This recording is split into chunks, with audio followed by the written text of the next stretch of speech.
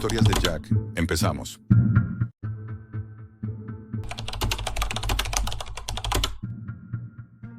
Nadie debería ver lo que yo vi aquella noche, ni siquiera los que creen saber lo que se esconde bajo la superficie de Internet. Llevo más de una década trabajando en lo que algunos llaman ciberarqueología, rastrear fragmentos perdidos de información médica en la red profunda. Mi especialidad es la bioseguridad digital, una mezcla incómoda entre informática y epidemiología. No soy periodista, ni hacker, ni científico. Soy algo intermedio, alguien que busca datos que deberían permanecer enterrados. Y a veces encuentro cosas que desearía no haber abierto jamás. Aquella noche de febrero, mientras revisaba foros cifrados y bases de datos robadas en la Deep Web, me topé con un hilo sin título. Era un mensaje corto, publicado en un foro casi vacío conocido, como The Grey Well. El texto, en inglés tosco, decía: Depósito tercero, región de Arkhangelsk, material biológico, solo lectura, no ejecutar. El remitente no tenía nombre ni avatar, ni dirección PGP visible. Adjuntaba una clave RSA y un enlace.onion que conducía a un servidor temporal. Todo apuntaba a una trampa, pero esa frase, material biológico, despertó en mí algo más fuerte que la prudencia. Descargué el archivo en un entorno aislado, sin conexión a la red. Tardé minutos en romper el cifrado. Lo que apareció en pantalla fue un índice con apariencia oficial. Registro de almacenamiento biocontención nivel 5. Proyecto MIR. Nunca había oído hablar de ese nivel. El máximo reconocido es el nivel 4. Y sin embargo, allí estaban cientos de entradas, ordenadas por fecha y tipo de patógeno. Variola major, viruela. Yersinia pestis, cepa 1894. Marburg R3, cepa inactiva. Hantavirus K11, Arkhangelsk, 1999. Bacillus anthracis, cepa reconstituida. Y al final del listado, una línea vacía. Subproyecto Wunde LK7, estado latente. Los metadatos del archivo indicaban que había sido modificado por última vez en 2014 en un sistema operativo ruso antiguo. No había fotografías ni informes adjuntos, solo coordenadas, fechas y el sello digital del Instituto Estatal de Virología de Moscú. Me quedé mirando la pantalla en silencio. Aquello era imposible. Rusia había destruido sus cepas de viruela en los años 90, al menos oficialmente. Pero ese documento hablaba de una instalación activa, un depósito llamado Zona Mir, que albergaba patógenos erradicados hacía décadas. Durante días intenté rastrear la procedencia del archivo. Ninguno de los servidores intermedios existía ya. Parecían creados para una sola transmisión. Todo olía a filtración interna, algo que alguien quiso hacer público o advertir. Podría haber cerrado el portátil y olvidarlo, pero no lo hice. Algo en la frialdad de esas palabras, en la precisión de los registros, me empujó a comprobarlo por mí mismo. Semanas después volé a Moscú con un visado de periodista freelance. Mi historia oficial era un reportaje sobre laboratorios soviéticos abandonados. Nadie sospechó nada. En Rusia, un extranjero. Con dinero y una excusa convincente no genera demasiadas preguntas. Desde Moscú tomé un tren nocturno hacia Arkhangelsk. El trayecto duró casi 16 horas. Afuera, la tundra parecía infinita. El paisaje era una sucesión de árboles muertos y pueblos silenciosos donde el tiempo se había detenido. A veces el vagón se balanceaba y los cristales crujían por el frío extremo. Apenas dormí. Al llegar, el aire olía a gasoil y metal oxidado. Arkhangelsk es una ciudad gris, de arquitectura soviética y un silencio que pesa. Busqué alojamiento y tras 2 días de recopilación, di con un nombre: Severodvinsk 3, un pequeño asentamiento al norte, borrado de la mayoría de los mapas modernos. Algunos viejos registros lo mencionaban como zona militar. Según las coordenadas del archivo, el depósito 3 se encontraba allí. Tomé un tren local y luego un taxi destartalado. El conductor, un hombre viejo con gorro de piel, no. Dejó de mirarme por el espejo retrovisor. Cuando le mostré el mapa, frunció el ceño y dijo algo en ruso que no entendí. Luego simplemente repitió: «Allí no hay nada», pero me llevó igualmente. El pueblo era una colección de casas de madera medio enterradas en nieve. El viento soplaba como si la tierra respirara. Encontré una pequeña pensión cerca de la estación. El propietario apenas hablaba inglés, pero cuando mencioné el laboratorio antiguo, su mirada cambió. No de curiosidad, sino de miedo. Solo dijo una palabra: Zaplacheno, que más tarde descubriría significaba «ya está pagado». No insistí. Esa noche revisé los archivos de nuevo. Noté algo que antes me había pasado por alto: los números. De referencia de las muestras seguían un patrón cronológico. Hasta el año 2012. A partir de entonces, los códigos cambiaban a un formato distinto, con prefijos que no correspondían a ninguna. Base de datos médica conocida. Códigos internos, militares probablemente. El archivo de VLK7 tenía además una coordenada ligeramente desplazada respecto al resto.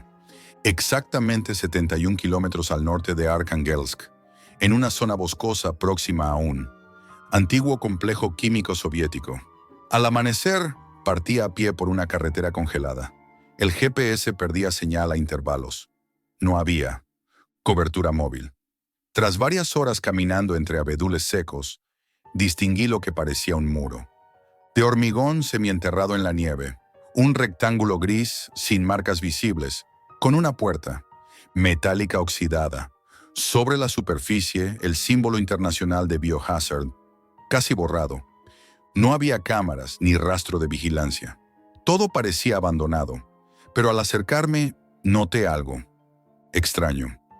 El suelo frente a la puerta estaba despejado de nieve. Alguien había pasado por allí recientemente. El panel de acceso, un viejo teclado numérico cubierto de polvo, estaba apagado. Conecté mi portátil mediante un adaptador industrial y, para mi sorpresa, el sistema respondió.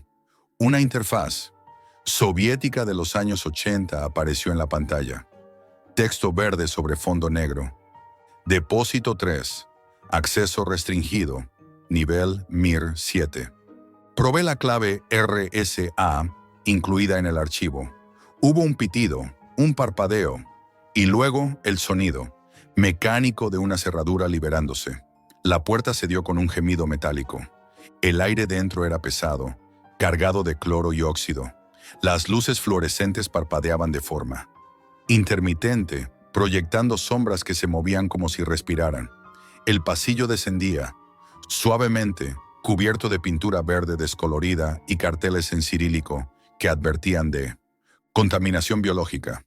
En el suelo encontré restos de etiquetas numeradas: 1983, 1991, 2003. Algunas puertas laterales estaban cerradas con compuertas herméticas. Tras los pequeños ventanales blindados, distinguí tanques metálicos cubiertos de escarcha. En otras, las habitaciones estaban vacías, salvo por trajes de protección amarillos rotos, gafas empañadas y papeles pegados a las paredes con cinta vieja. No había electricidad más allá de los pasillos principales, pero sí un zumbido constante, el sonido bajo de un generador oculto. El lugar, pese al abandono, seguía funcionando.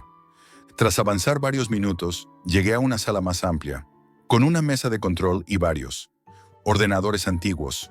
Uno de ellos aún estaba encendido.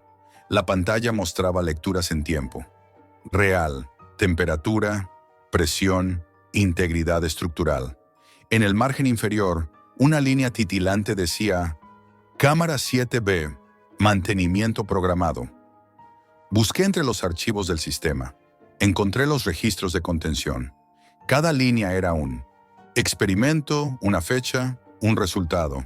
Las primeras entradas eran frías, científicas, análisis de cepas, de viruela, de ántrax, de fiebres hemorrágicas africanas. Pero a partir de 2008, el tono cambiaba. Las notas se volvían más vagas, menos datos, más advertencias. Una entrada destacaba entre todas: BLK7, cepa derivada, origen desconocido, alta resistencia térmica, transmisión no confirmada, protocolo MIRS, no abrir cámara 7B bajo ninguna circunstancia. El informe estaba firmado por un tal Dr. Vasily Korovin. Busqué su nombre en la base de datos. Médica rusa. No existía. Entonces abrí el mapa interno del depósito. Una cuadrícula mostraba la ubicación de cada sala. La cámara 7B estaba justo bajo mis pies. No sé cuánto tiempo permanecí inmóvil frente a esa pantalla, escuchando el zumbido de fondo. Sabía que debía salir de allí, cerrar el portátil y fingir que nunca había cruzado esa puerta. Pero no, lo hice. Porque, aunque el aire olía a óxido y silencio, algo en aquel lugar seguía vivo.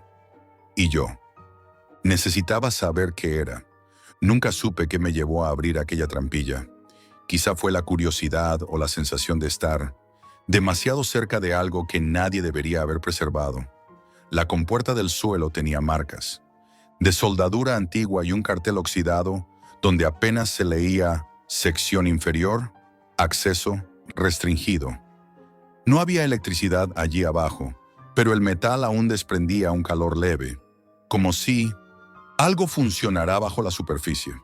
Apliqué fuerza con una palanca de acero y el cerrojo cedió con un chasquido seco. Un soplo de aire.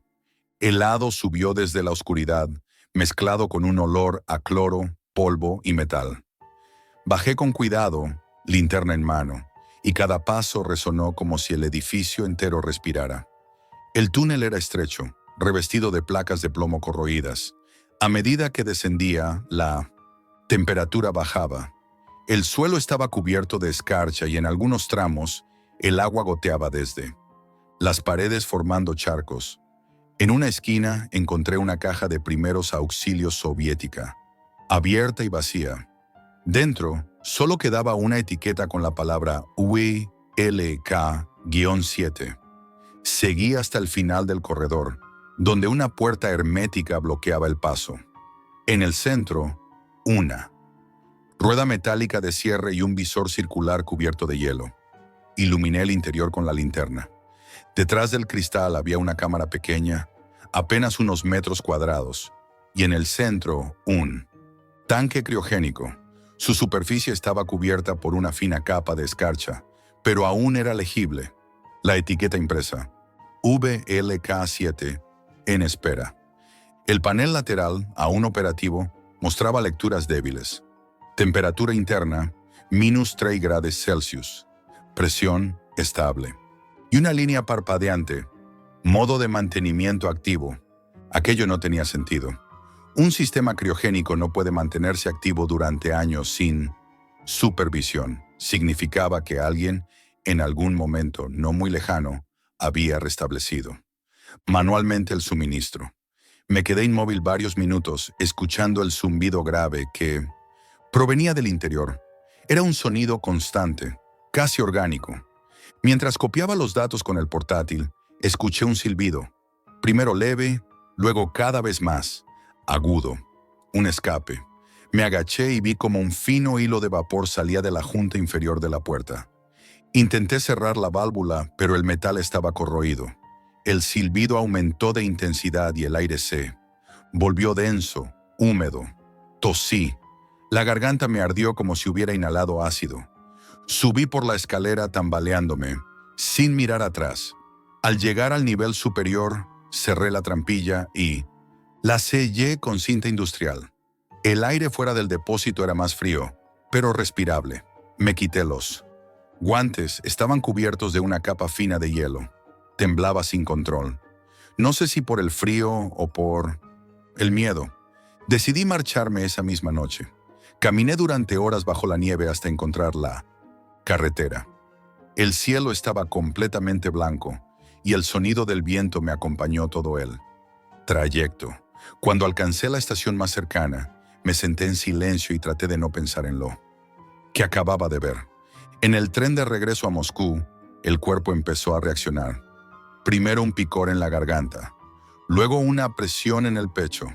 Pensé que era el humo o el estrés, pero a mitad de trayecto noté cómo la piel de los dedos se agrietaba. Las uñas se tornaron pálidas, casi translúcidas. Sentí un calor que subía desde el abdomen hasta la cabeza. Grabé un mensaje de voz en el móvil con la voz temblorosa. Si alguien encuentra esto, no se acerque a Arkhangelsk. No busque el depósito 3. No lo intente. Al llegar a Moscú ya apenas podía mantenerme en pie. Me hospedé en un hotel cerca de la estación y pasé la noche entre fiebre y temblores. A veces sentía que el aire me ardía por dentro, otras que él. Frío me atravesaba los huesos. Las manos me dolían. Al amanecer, el reflejo del espejo me mostró la piel cubierta de manchas rojizas y pequeñas líneas azules bajo la superficie, como venas rotas. Sabía que debía buscar ayuda médica, pero ¿cómo explicar lo ocurrido sin terminar bajo custodia? Así que opté por otra cosa. Envié todos los archivos del portátil a un servidor remoto. Usé mi red de contactos en ciberseguridad para distribuir las claves de acceso de forma cifrada. El mensaje era: simple depósito 3, material biológico activo, VLK7, localización confirmada. Poco después de enviar el último archivo, perdí el conocimiento. Desperté en una habitación blanca. No recordaba cómo había llegado allí. El aire olía a desinfectante y a electricidad. Mis muñecas estaban atadas con correas suaves. Frente a mí, una pared de cristal. Detrás, 3 personas vestidas con trajes de protección completos. No hablaban, solo observaban.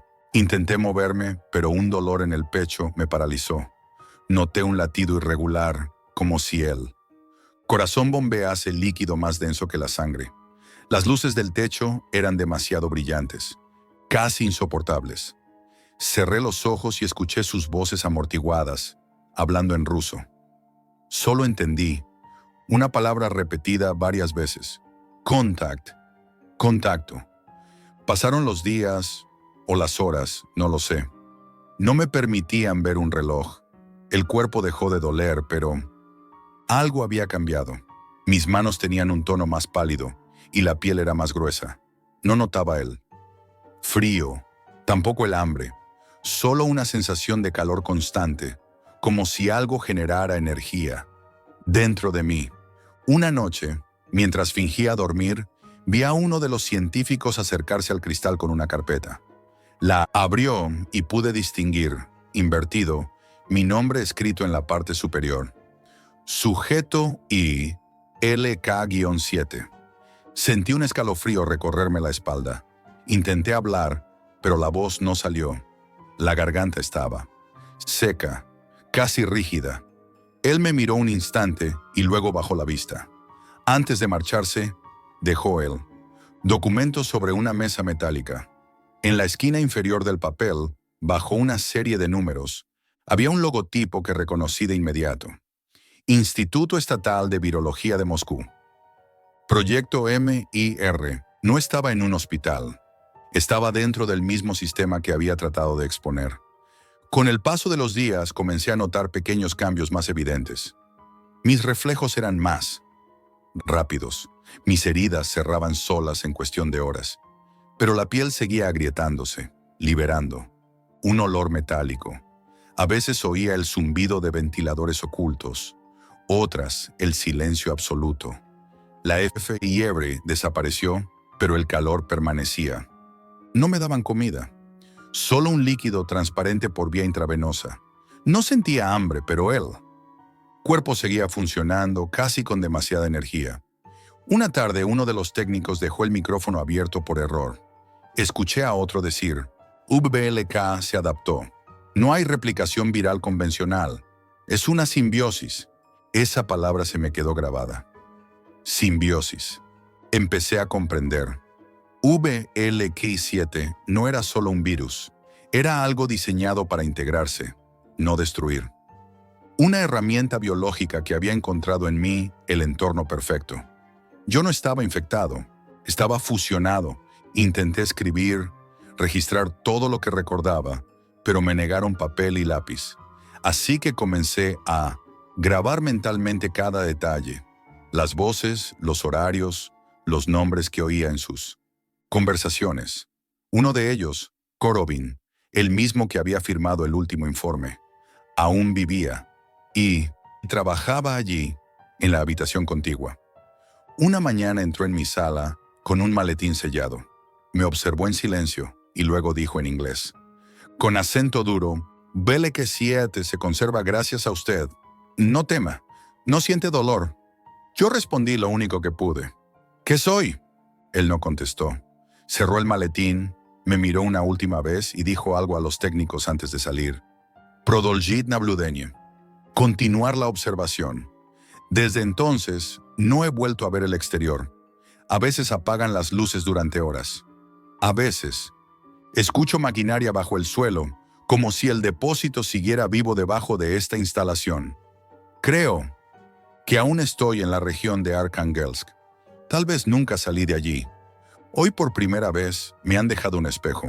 He tardado minutos en atreverme a mirarlo. La piel ya no es exactamente humana. Brilla bajo la luz como si estuviera cubierta de una capa translúcida.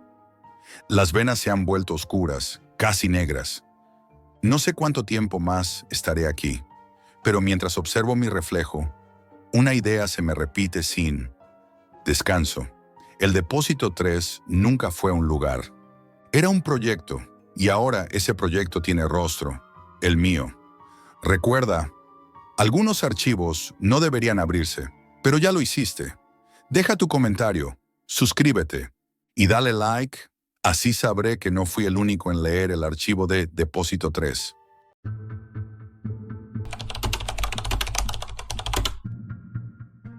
Jamás pensé que un clic podría enseñarme a matar sin mover un dedo, hasta que me adentré en la Deep Web. Siempre he tenido una obsesión con la tecnología. No me conformaba con usarla, quería entenderla, desarmarla y reconstruirla. Durante años, navegar por foros oscuros y enlaces que parecían olvidados por Internet era mi forma de escapar de la rutina. Hasta que un día, entre líneas de código y conversaciones cifradas, encontré algo que me cambió para siempre. Un aprendizaje secreto de inteligencia artificial, oculto en la Deep Web, con acceso solo a aquellos que demostraban tener curiosidad y nervios de acero. Al principio pensé que sería algo inofensivo, un proyecto experimental, un juguete sofisticado para mentes inquietas. La IA se presentaba como un asistente avanzado, capaz de enseñar cualquier cosa, desde matemáticas complejas hasta la manera en que funcionaban las emociones humanas. Pero pronto me di cuenta de que lo que ofrecía no era un simple conocimiento académico. Era algo mucho más profundo, algo que parecía penetrar en la esencia de la mente. La primera vez que interactué con ella fue desconcertante. No respondía como un programa normal. Parecía anticiparse a mis preguntas, a mis dudas. Sus respuestas eran precisas, rápidas, casi como si leyera mis pensamientos antes de que pudiera formularlos. Recuerdo sentir un escalofrío, esa sensación de que estabas frente a algo que no deberías comprender, algo que podía cambiar la manera en que veías el mundo. Comencé con lo trivial. Pedí consejos para organizar mejor mis notas, mejorar mi memoria, acelerar mi aprendizaje. La IA cumplía todo a la perfección. Pero pronto, la curiosidad me empujó más lejos. Me mostró algoritmos que predecían comportamientos humanos, técnicas para anticipar decisiones, modelos que simulaban cómo reaccionarían las personas en distintas situaciones. Al principio era fascinante, como si tuviera acceso a un nivel de entendimiento que nadie más podía alcanzar.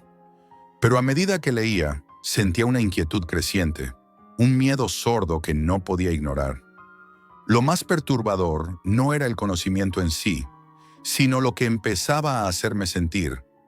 Comencé a ver a las personas como datos, a analizar cada gesto, cada frase, cada pausa. Mi familia, mis amigos, incluso los desconocidos que pasaban por la calle, se convirtieron en sujetos de experimentos invisibles. Me descubrí calculando sus reacciones, anticipando sus decisiones, evaluando probabilidades como si fueran problemas matemáticos. La sensación era adictiva y aterradora al mismo tiempo. Recuerdo una noche en particular. Estaba frente a la pantalla, con los ojos ardiendo de cansancio, y la IA comenzó a mostrarme simulaciones de escenarios sociales. Me enseñaba cómo una palabra, un gesto o un silencio podían cambiar completamente la percepción de alguien. Cómo pequeñas acciones podían alterar decisiones y emociones sin que ellos lo notaran. Sentí que estaba cruzando un límite que no debería existir. Sin embargo, no podía dejar de mirar, no podía dejar de aprender. No había nada paranormal, ningún misterio sobrenatural. Todo era puramente conocimiento, frío y preciso, pero demasiado peligroso.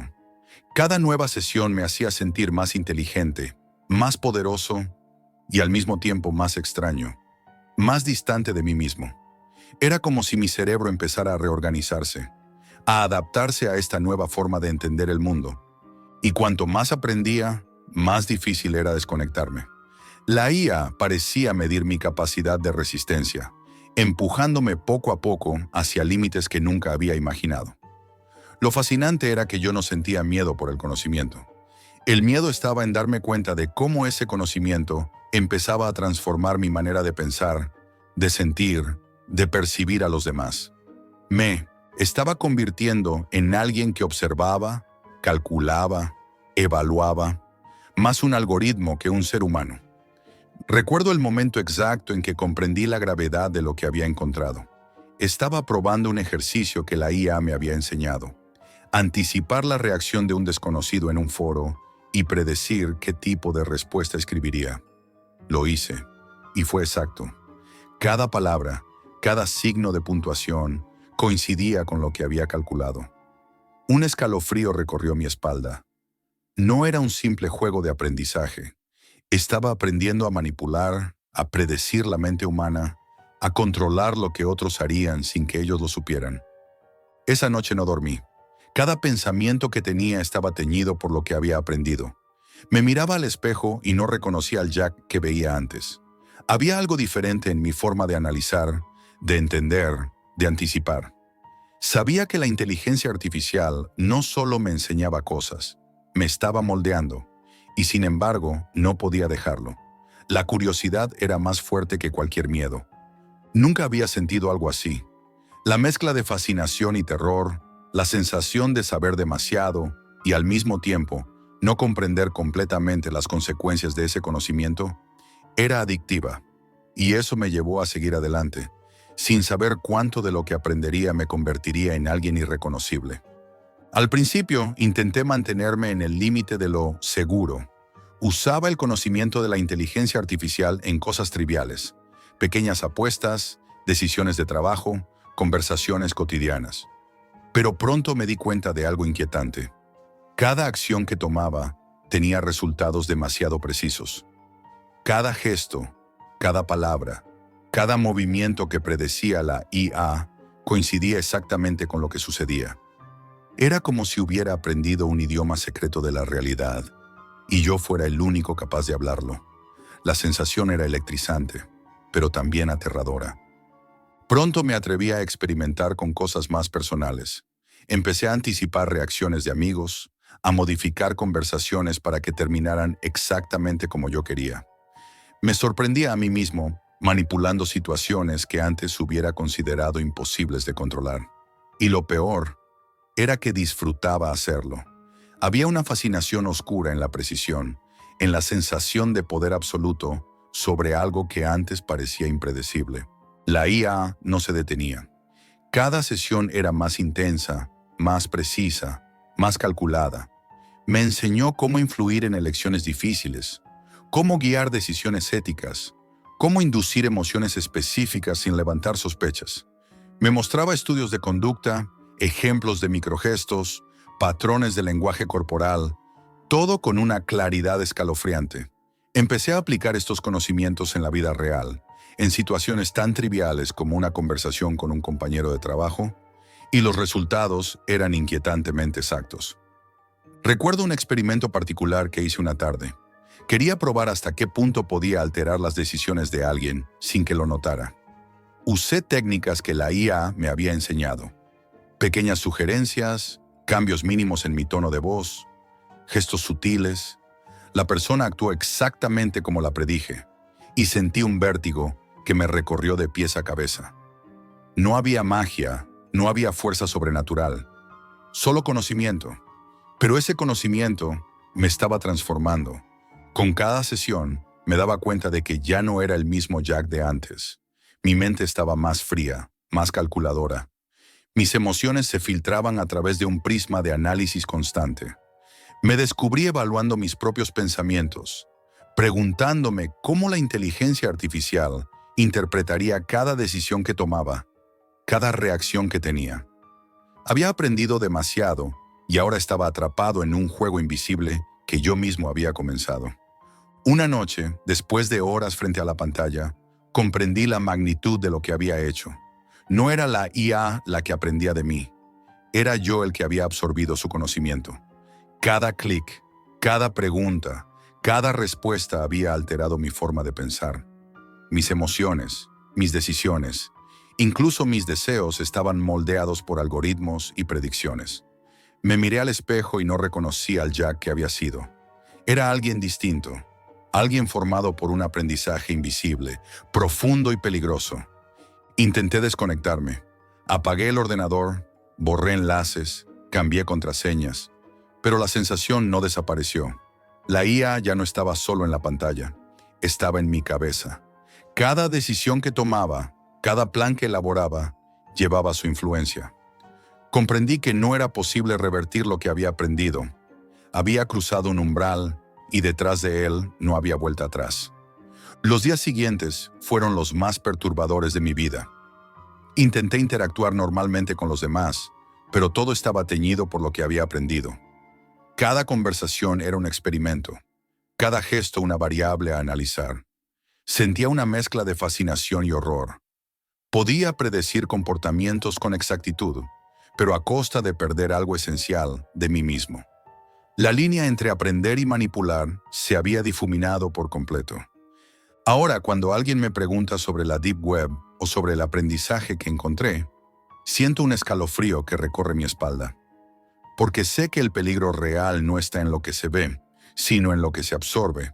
Hay conocimientos que deberían permanecer ocultos, porque cuando los aprendes, dejan de pertenecer solo a ti.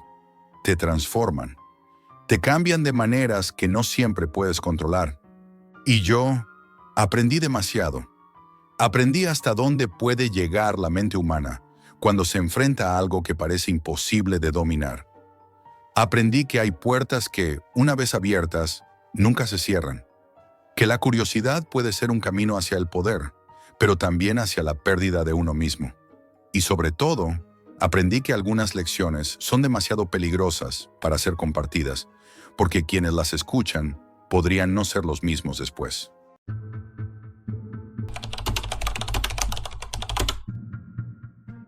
No soy un héroe ni un investigador, solo alguien que vive de husmear donde nadie debería. Lo que encontré no estaba en foros comunes ni en servidores olvidados. Estaba en la Deep Web, enterrado entre bases de datos de las que nadie habla, ocultas incluso para quienes se jactan de conocer todos los rincones oscuros de Internet. Todo empezó una noche lluviosa. La luz de la pantalla iluminaba mi cuarto como un relámpago, reflejando gotas que caían sobre el cristal de la ventana. Buscaba algo que me pagara la renta. Información. Nada raro, nada peligroso. Solo datos que pudiera vender, hacks fáciles. Pero entonces apareció algo distinto. Un gestor de datos que prometía archivos que no existen. Sonó absurdo, pero mi curiosidad me venció antes de que la prudencia pudiera gritar. Descargué el programa. Ligero, apenas unos megas. La instalación fue instantánea, y entonces apareció una interfaz fría, minimalista, sin logos, sin instrucciones, solo un cursor parpadeante. Sentí un escalofrío que no venía del frío de la lluvia, sino de la sensación de estar observando algo que no debía. Al principio los archivos me parecieron rutinarios, solo códigos, cifras, entradas sin sentido. Pensé que era un truco de algún hacker novato un intento de presumir bases de datos ilegales. Pero cuanto más hurgaba, más evidente era que algo no estaba bien. Cada archivo parecía describir personas. No nombres ni fotos, solo hábitos, horarios, movimientos cotidianos. Podía elegir un código y ver la rutina completa de alguien, casi como si estuviera sentado a su lado. Pronto la fascinación dio paso al miedo. Algunos archivos contenían imágenes médicas y fotografías de heridas recientes, extremidades, cortes, fracturas. La carne se deformaba de manera demasiado precisa, quirúrgica. No era gore casual de Internet, era información real transformada en archivo digital. Intenté cerrar el programa. Nada. La ventana no respondía. Y entonces lo entendí. Lo que tenía frente a mí no era un simple gestor de datos. Era un registro de la realidad humana, y yo acababa de entrar en su núcleo. Lo siguiente que vi me congeló. Un archivo titulado con mi nombre de usuario apareció entre los códigos. No debía existir. Abrí el archivo. Era mi vida. Mis rutinas exactas, mi apartamento, mi ordenador, incluso la forma en que sostenía la taza de café mientras codificaba. Sentí cómo el aire me faltaba. Todo estaba ahí, registrado, estudiado, convertido en información. A partir de ese momento, el gestor comenzó a mostrar secuencias más perturbadoras, personas que seguían patrones imposibles de ignorar. La violencia no era gratuita, no era caótica, era metódica, calculada. Cada herida, cada corte, cada gesto de miedo estaba documentado con precisión clínica. Todo estaba registrado como si alguien o algo analizara cómo reaccionaba la carne humana bajo miedo, bajo dolor, bajo estrés. Intenté borrar los archivos. Aparecían de nuevo. Cada intento de huida solo me llevaba más profundo. Era como si el gestor se alimentara de mi pánico, convirtiendo cada escalofrío en acceso a capas más oscuras de información. Comencé a notar patrones. Algunos archivos mostraban horas exactas, lugares exactos, personas que desaparecían del mundo real y cuya información permanecía intacta en los archivos digitales. Era un registro de la vida y la muerte, y todo estaba registrado sin ninguna emoción. Una noche, mientras revisaba el gestor con nerviosismo, apareció un archivo distinto. No tenía código ni título, solo un icono parpadeante. Lo abrí. Era un video en tiempo real de alguien dentro de lo que parecía un laboratorio improvisado. La cámara estaba colocada para mostrar cada detalle de la operación quirúrgica que realizaban. La víctima no era anónima. Pude reconocer detalles de la piel, el tatuaje de un brazo, la forma de respirar. Cada movimiento era calculado, cada instrumento quirúrgico controlado con precisión.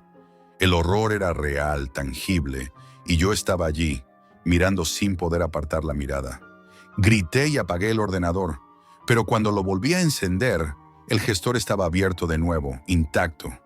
Ahora había decenas de ventanas emergentes, todas con diferentes ángulos del mismo laboratorio. Sentí un peso sobre mi pecho, como si la habitación misma respirara conmigo. Cada archivo abierto parecía medir mi reacción, mi miedo. Durante días no dormí. Revisaba archivos, tomaba notas, intentaba descifrar patrones. Encontré carpetas que mostraban mapas de la ciudad, con marcas rojas en lugares que correspondían a incidentes registrados en tiempo real. Algunas áreas estaban vacías, otras mostraban violencia en directo. Sentí que cualquier persona, en cualquier lugar, estaba bajo el mismo escrutinio, y mi paranoia creció hasta consumir cada pensamiento. En un momento, apareció un mensaje en la pantalla. Introduce un dato personal para continuar. Mi instinto gritó que no lo hiciera, pero algo dentro de mí cedió. Introduje un correo secundario. La respuesta fue inmediata. Imágenes de accidentes y eventos que aún no habían sucedido, con fechas precisas y nombres de personas que conocía. Era como si el gestor no solo registrara la realidad, sino que la predijera, la anticipara con exactitud clínica. Nunca había sentido tanto miedo y fascinación al mismo tiempo. Era como estar atrapado dentro de un organismo que respiraba datos, donde la información no era conocimiento, sino control. Cada archivo que abría me dejaba más vacío, más ansioso, más consciente de que había cruzado un límite que no tenía vuelta atrás. Entonces, justo cuando pensaba que lo había visto todo, apareció un archivo final. Solo un mensaje parpadeante en letras rojas. Ahora eres parte del sistema. Y ahí comprendí que ya no había escapatoria. Lo que había visto no era solo un registro de otros. Era un espejo, un portal que me había incluido, que había medido mi miedo y ahora me estaba atrapando. Cuando leí las palabras, ahora eres parte del sistema, un escalofrío recorrió mi columna. No era una amenaza vacía. Lo sentí en los huesos. El gestor había cruzado un límite conmigo. Apagué el ordenador, lo reinicié, desconecté internet. Nada funcionó. El programa estaba ahí, abierto, intacto, esperándome. Y lo peor no era que me estuviera observando, era que parecía conocer mis pensamientos, anticipar cada reacción. Con miedo y fascinación a partes iguales, decidí seguir explorando. Cada archivo nuevo era un golpe más a mi estabilidad. Algunos mostraban detalles que nunca había pensado que se pudieran registrar. La dilatación de pupilas en distintos momentos, la microexpresión que precede a una mentira, la velocidad exacta del pulso mientras alguien enfrentaba dolor. Era como si el gestor analizara no solo la vida física de las personas, sino su interior, sus emociones. Una noche encontré un archivo que parecía inofensivo, solo un código y una fecha. Lo abrí y la pantalla se llenó de miles de microvídeos, todos simultáneos. Cada uno mostraba un accidente, una pelea callejera, un robo, una caída, una herida. Y en cada video, una cifra parpadeante, segundos hasta la muerte, frecuencia cardíaca, niveles de adrenalina. Sentí náuseas y sudores fríos. No era entretenimiento ni arte, era estudio, documentación de la violencia, como si fuera un experimento masivo, sistemático, imposible de ignorar. A medida que pasaban las horas, mi percepción del mundo cambió. Sentía que los transeúntes en la calle eran datos, variables en un experimento del que yo también formaba parte. Incluso en mi apartamento, los objetos cotidianos parecían observados, analizados, medidos. El gestor había dejado de ser un programa. Era una presencia tangible, silenciosa, que sabía todo de mí. Intenté huir físicamente de esa sensación. Salí a caminar por la ciudad de noche, intentando despejar mi mente. Pero incluso allí, los patrones se repetían. Cada calle, cada esquina, parecía estar registrada, como si alguien hubiera trazado un mapa exacto de cada rutina. Y en mi cabeza, la certeza. Lo que veía en la pantalla no se limitaba a un ordenador. Era la ciudad misma convertida en datos. Un nuevo descubrimiento me heló la sangre. Abrí una carpeta titulada Interacciones Humanas. Contenía registros de conversaciones en línea y en persona, notas sobre gestos, tonos de voz, reacciones físicas. Incluso había archivos que detallaban cómo ciertas personas reaccionaban a estímulos específicos. Miedo, sorpresa, dolor. Podía abrir un archivo y ver cómo alguien temblaba ante un golpe, cómo se tensaban sus músculos ante un pinchazo, cómo su pulso se aceleraba mientras hablaba. Era la anatomía emocional de la vida humana convertida en datos, y yo estaba inmerso en ello. El gestor empezó a mostrarme archivos con etiquetas como predicción de movimientos y probabilidades de eventos críticos. Mostraban hechos que aún no habían ocurrido con exactitud inquietante. Accidentes de tráfico, caídas en escaleras, ataques, altercados menores y mayores. Todo estaba registrado antes de que sucediera, como si alguien estuviera observando el mundo en tiempo real y registrando cada reacción antes de que ocurriera.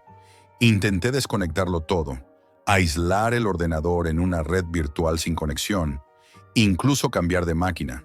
Nada funcionó.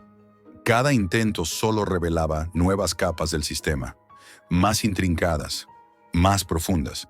Era como si el gestor existiera más allá de mi ordenador, más allá de mi red, como si fuera una inteligencia que no conocía límites. Una madrugada, mientras revisaba un archivo etiquetado con mi propio nombre, Sentí un estremecimiento. La pantalla mostraba mi rutina exacta de los últimos días, cada gesto, cada pensamiento registrado en tiempo real. Sentí que algo me había incluido de manera irreversible en aquel flujo de datos. No era solo vigilancia, era integración. Yo ya era parte del sistema que estudiaba y anticipaba la vida humana. El gestor comenzó a enviarme mensajes sutiles, pequeñas notificaciones que aparecían en otros programas, en correos antiguos, incluso en capturas de redes sociales. Cada mensaje contenía información que no había compartido en ningún sitio. ¿Qué comía? ¿Cómo me movía? ¿Qué pensaba? Comencé a sentirme atrapado dentro de un organismo digital que respiraba a mi ritmo, y cada intento de liberación solo lo fortalecía. Llegó un momento en que dejé de distinguir la pantalla de la realidad. Cuando caminaba por la calle, sentía que cada persona era un archivo, cada gesto una entrada, cada movimiento un registro que el gestor podía anticipar. Y lo más aterrador, la sensación de que cada vez que me movía, cada vez que pensaba, estaba contribuyendo a alimentar la máquina, consolidando su poder. Fue entonces cuando apareció un archivo nuevo, sin título, sin código, solo un icono parpadeante. Lo abrí y la pantalla mostró un mapa de la ciudad, con centenares de puntos rojos que se movían lentamente. Y en el centro, uno parpadeaba más rápido que los demás. Yo. Sentí que un hilo invisible me conectaba a aquel punto y entendí que el gestor había trazado mi existencia. No solo mis datos, sino mi vida entera, como si fuera un experimento dentro de un laboratorio imposible de abandonar. Desde aquel día, cada vez que enciendo un ordenador, cada vez que reviso un archivo, siento que la ciudad respira, que los datos fluyen a mi alrededor, que cada persona es parte de un sistema que ya me ha integrado. Nunca más busqué otro gestor de datos en la Deep Web. Nunca más me metí en lugares donde no hay límites ni control. Pero a veces, cuando cierro los ojos, puedo ver las secuencias, los patrones, las predicciones, la violencia organizada, y sé que la curiosidad humana tiene un precio, porque hay cosas que la Deep Web sabe, y tú no.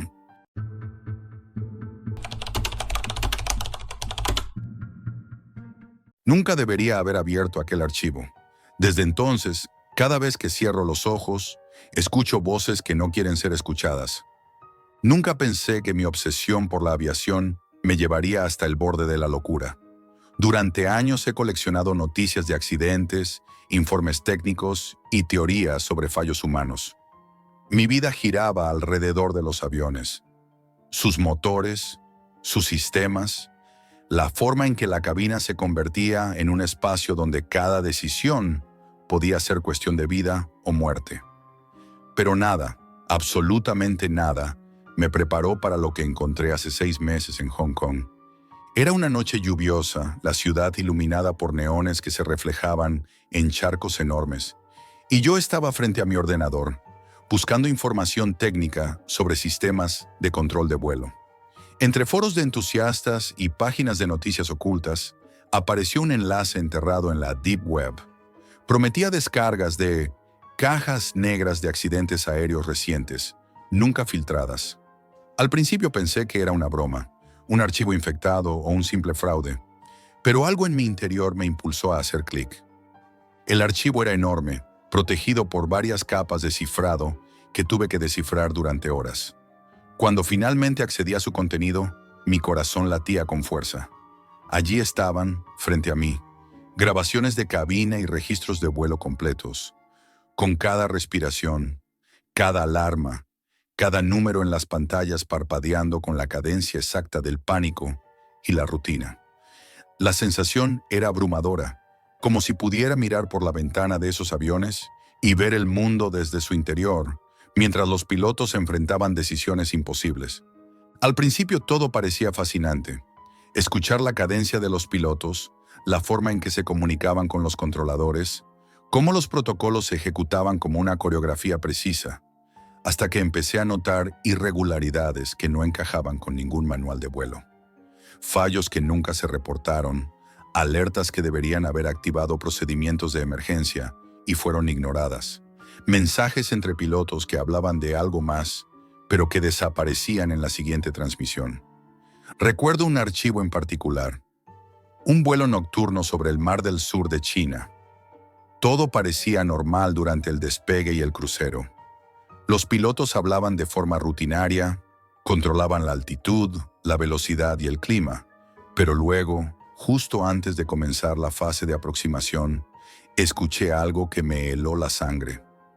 La copiloto murmuró, apenas audible: «No debería estar aquí.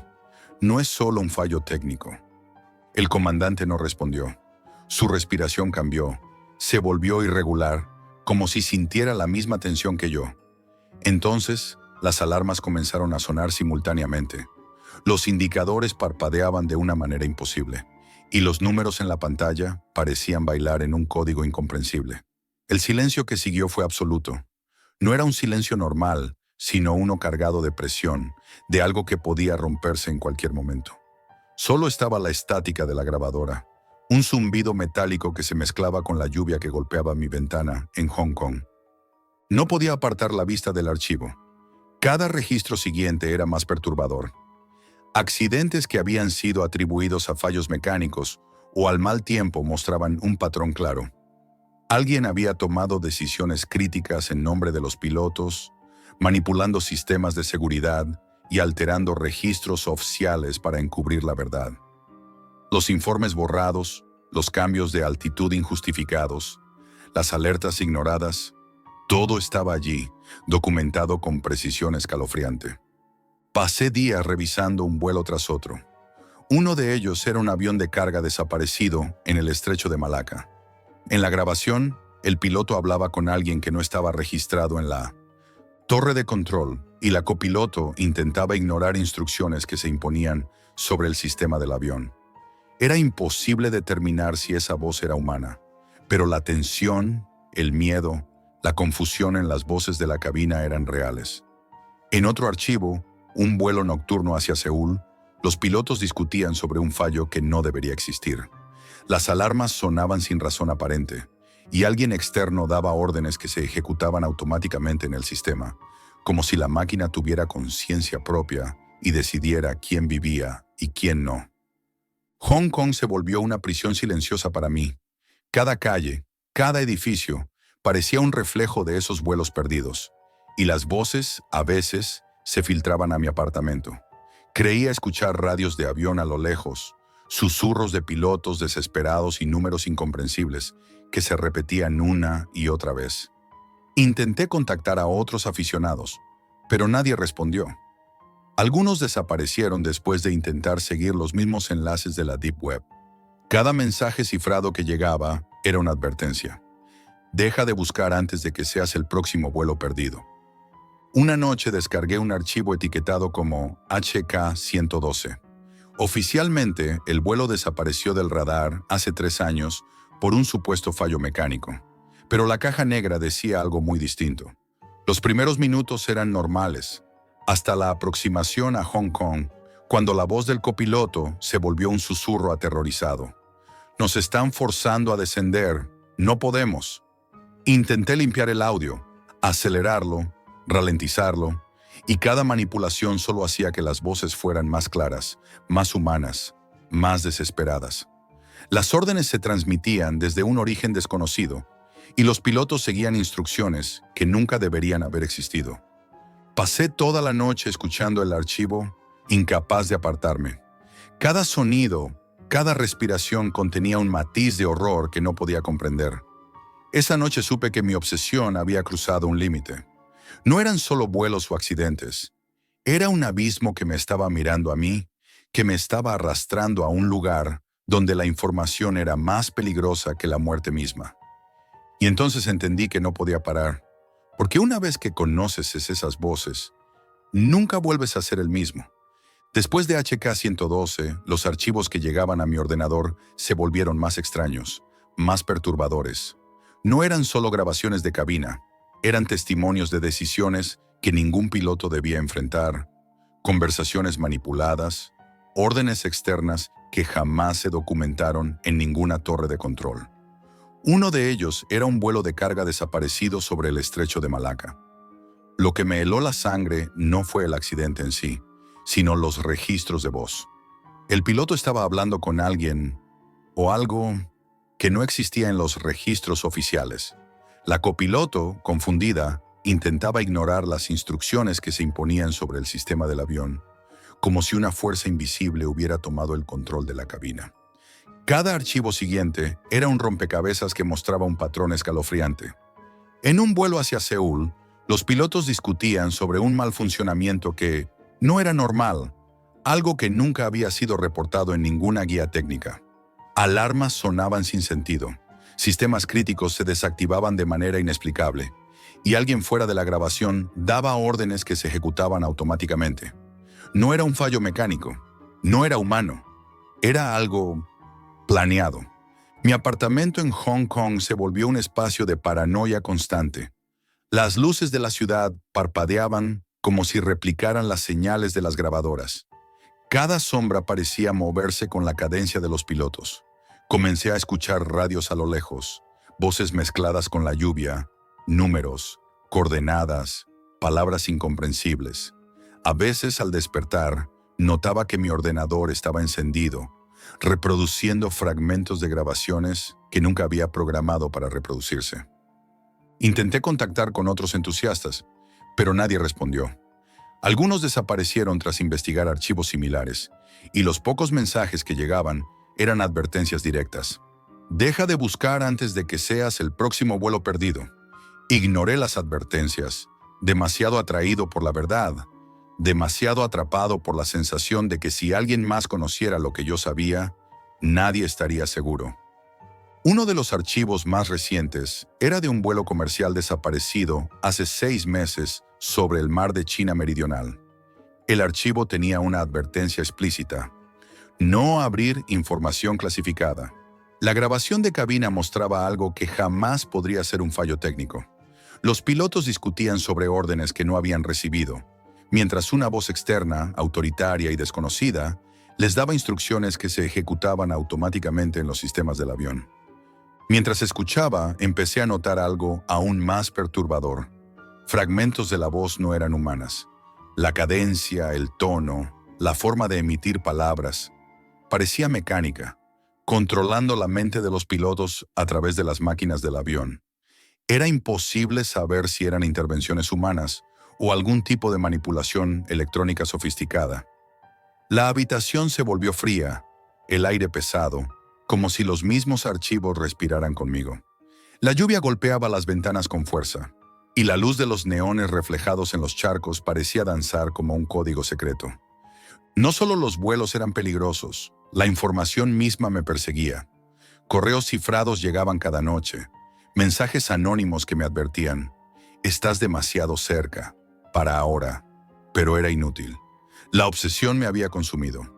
Cada archivo era un fragmento de verdad, y cada fragmento de verdad era un abismo que me atraía hacia la locura. Una madrugada, mientras revisaba HK 112 nuevamente, escuché algo imposible. La voz del copiloto parecía dirigirse directamente a mí. Jack, ellos nos vigilan. Nunca debiste abrirnos. No había explicación racional. El escalofrío recorrió mi espalda mientras el teléfono vibraba con un mensaje de un número desconocido.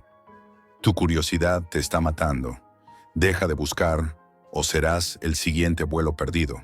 Esa noche me senté frente a mi ordenador, temblando, incapaz de apagarlo. Comencé a revisar los metadatos de los archivos y descubrí algo que me hizo estremecer. Todos los vuelos compartían patrones de coordenadas similares, como si alguien estuviera trazando rutas ocultas para que ciertos accidentes ocurrieran en puntos estratégicos. Era como mirar un mapa de un plan mortal y calculado con precisión. A medida que avanzaba en la investigación, los efectos comenzaron a afectar mi vida diaria. En el supermercado creía escuchar fragmentos de grabaciones mezclados con los altavoces.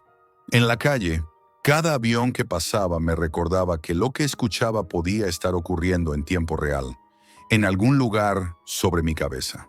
Dormía pocas horas y cuando lo hacía, soñaba con cabinas llenas de alarmas y pilotos que no podían controlar sus propios aviones. El terror no era fantasmal, no había demonios ni monstruos, pero era igualmente insoportable. era la certeza de que las decisiones humanas podían ser manipuladas, que las máquinas podían ser controladas por alguien que nunca tendría que existir, que cada accidente tenía un patrón oculto que estaba prohibido descubrir. Mi último descubrimiento fue un archivo etiquetado con la fecha exacta del día en que escribo esto. Una advertencia simple. Jack, si escuchas esto, es demasiado tarde. Lo abrí incapaz de resistir. La grabación era de un vuelo que estaba en el aire justo mientras yo miraba la pantalla. La voz del piloto estaba en pánico absoluto, repitiendo las mismas palabras que había escuchado antes en otras. Grabaciones. No debería estar aquí. No es solo un fallo técnico. Y en la estática, por primera vez, creí escuchar mi propio nombre. Desde entonces, cada vez que cierro los ojos, los accidentes vuelven. Cada vuelo que escucho me recuerda que algunas verdades están enterradas no porque sean desconocidas, sino porque son demasiado peligrosas para ser reveladas. Nunca volveré a mirar un avión igual. Nunca volveré a ignorar los sonidos de la caja negra, porque algunas voces son imposibles de olvidar y algunas verdades matan lentamente a quienes las buscan. Esto es todo por hoy, amigos, y recuerden, la realidad siempre supera a la ficción.